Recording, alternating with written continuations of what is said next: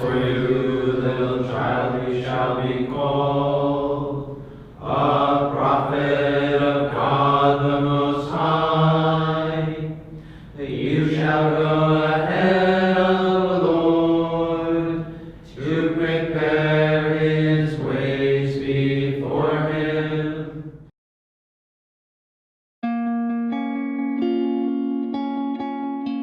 When we came to Kellenberg in 1987, we did not come just as educators of the faith. What happened first? We established a community of brothers. And in establishing the community of brothers, it was due to that prayer and that vision of community that the school grew. And the school is really an extension of our community life. And in that community life, we engage lay teachers who share in the mission, and they help to promote the work of building up the faith, building up the spirituality of the building, of the students. But the work has to really be an extension really of the community. One of the fundamental principles for us of education is atmosphere. Many things are caught, not taught. The atmosphere educates, and I think as a result of that attempt to beautify the school and bring some life to the school with other things than just blackboards and chalk and books, the school has come alive. The gardens are rich, the courtyards are beautiful, but many times you'll have students that will stop and just enjoy the beauty of the koi fish that are in the ponds, the birds that come flying throughout the seasons, and we'll even have some ducks lay their eggs and continue their lifespan that way. So when you walk into the building, you know it's particularly different than any other school around. One of the goals that we try to create with our faculty, our coaches, our students is that we create a holy family. And a lot of families have dogs. We're very attentive and appreciative of God's creation. So we have 6 dogs in the community, and it brings a certain life to the school as well. So students see the dogs and they say, gee, this is like being at home. It's a welcoming environment. One of the unique characteristics of Marianist education is that we teach by relationship. The interaction in clubs and on teams and through retreats. I think it's through those friendships that they have lifelong friendships. We learn to relate to our faith. We learn to develop our faith. Of course, Kellenberg is an attempt to develop the faith life of every person that comes into our building. As a Catholic school, we're very faithful to the teachings of the Church, and marriage is a sacrament. So we want to make sure that those relationships that our students would grow into later on in their life have a faith dimension to them. So many of them will go on to be married and raise children, and so I think that's a very important part of incorporating their faith into those relationships. So marriage becomes a very important part of our religion program, so that a proper understanding of marriage and the fidelity to marriage continues throughout their lives. We have based so much of marriage on romance. Now, romance is nice, but it's a feeling. It's a sentiment. It's beautiful. It's beautiful.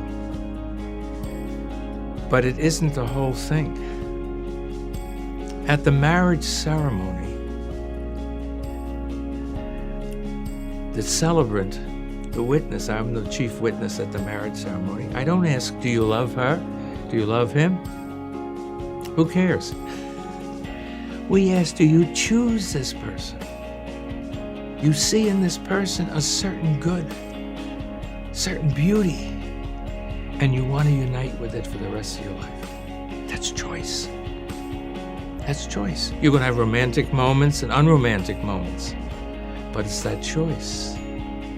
And in the love relationship, it's the experience of the goodness of the other person. Romance can come and go. It can have a high point and it can have a low point. But what you're choosing in marriage is a sense of community.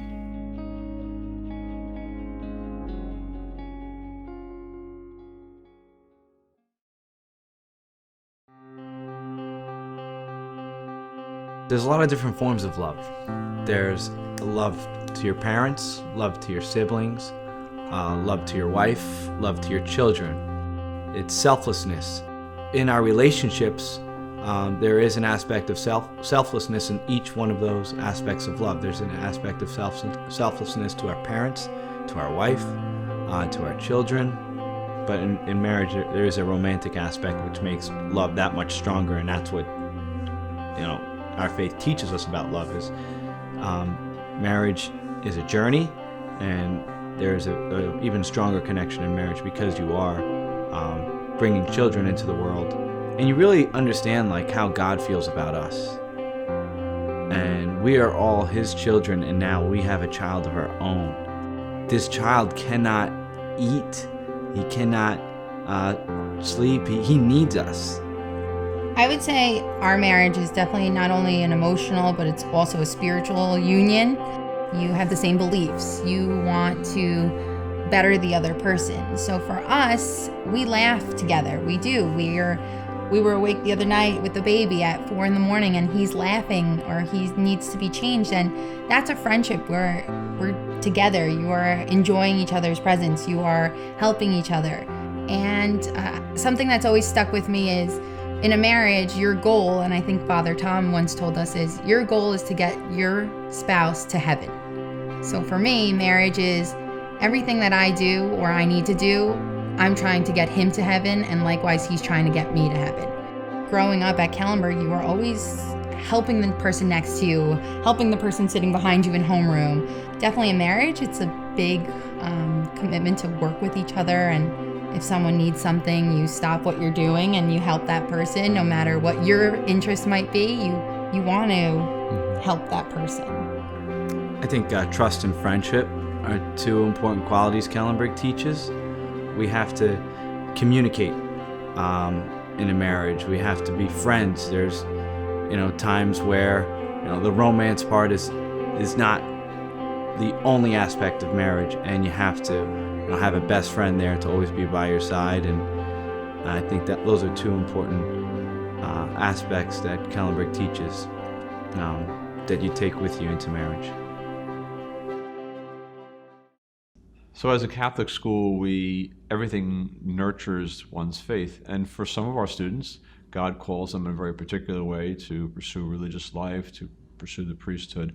So it's very rewarding to us at Kellenberg is to see how that initial call from God becomes awakened during their high school years, and they come to understand themselves better, and they come to understand God's role in their life. And the environment, again, is what nurtures that beginning of a vocation.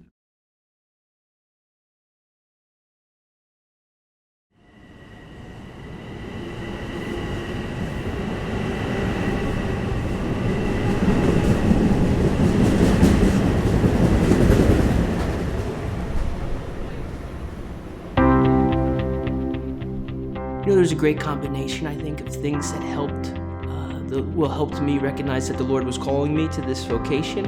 It really started at my parish at St. Catherine of Siena, Franklin Square. The pastor there was a great priest, a holy priest, and the gift of going to Kellenberg was something at Kellenberg. My faith was really nurtured in the best kind of way. So what started at my parish really picked up and continued at Kellenberg. One of the great things about Kellenberg and becoming a Eucharistic minister at Kellenberg was we had to go to XLT. You would be able to pray in front of the Eucharist, and you got a sense of community with all the people that were there, a genuine concern on the part of the brothers that they cared about us, that they cared about the faith, and that Jesus, truly present in the Eucharist, needs to be at the center of everything you do. Definitely sense that in the community. As a parish priest, I feel especially connected to the people of this particular parish, St. Agnes Cathedral in Rockville Center. And although I've only been a priest for 2 years, you get to know the people in a way where you really do share with them their struggles, saying goodbye to a family member, dealing with some type of cancer or illness, the death of a child, but also the great moments, getting married and starting a family, being able to see couples that I've married just a year and a half ago, 2 years ago, and baptize their children, and sharing in those joys, you really do get a sense of community. The motto of Kellenberg, One Heart, One Mind, is something that's always stuck with me throughout life, be it at the cafeteria, at the lunch table with your friends, in the classroom with the teachers, the conversations with the brothers or the priests at Kellenberg. It's one heart and it's one mind centered around Jesus Christ, and trying to carry that into every aspect, every relationship, that we really are one through the power of Jesus in the Eucharist. All of the priests and brothers at Kellenberg have helped me when I was there and continue to set an example of what it means to be Christian, what it means to be of one heart, one mind.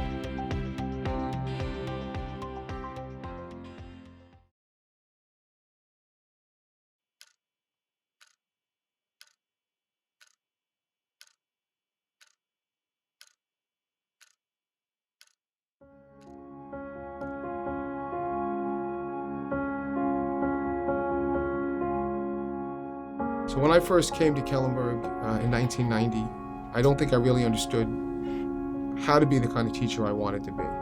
I knew what I wanted to be, I knew the impact I wanted to have, but I didn't really understand what would go into having that kind of an impact. And I can remember one of the very first faculty meetings we were at. The principal at the time, Brother Mark Ormond, said, if you're in teaching for the weekends off and the summer vacation, you might as well just leave now. He said, teaching is not a profession, it's an avocation. And if you don't see it that way, you'll never become a real teacher that has any kind of an impact. And that stuck with me. It took me a while to realize that a true teacher is not what happens just in the classroom, it's everything that extends beyond the classroom. And I think the greatest truth I learned is you have to love your students, and you have to understand that you get so much more back from them. That creates in you a real duty and a real responsibility to lift your game, to lift yourself up and make yourself worthy of that. There's such a great rapport between students and faculty and students. There's a genuine care for each other. When I was a student, I felt that. I knew the teachers cared about me. And because they cared about me, they wanted me to learn. They put 110% into their lesson planning. They made their lessons come alive, so you enjoyed being a student. And every day I try and do that for my kids. Every day I want to make sure that I can teach my students to the best of my ability, so that when they walk out the door, they know that not only did they learn something about earth science, but they also learned something about being a good person. One of the things that's kind of a continuing theme I say at the end of senior year to my classes is that once you go out into the world, you start making choices. You choose the things you believe in. You choose the responsibilities you want to take on. While that's a much more challenging thing, it certainly deepens the commitment, because when you choose something for yourself, that is when you really know what you believe in and know what you stand for. So I hope we give our students, and I hope they take with them the faith that we've made, I think, very easy for them to acquire here. I hope they take that with them into not just college, but their life beyond that. I see Kellenberg students walk in the doors as young children. When they graduate, they are strong, intelligent adults. And if you look around the building, that's what everybody's trying to do here, to make great human beings, both in their minds and in their hearts.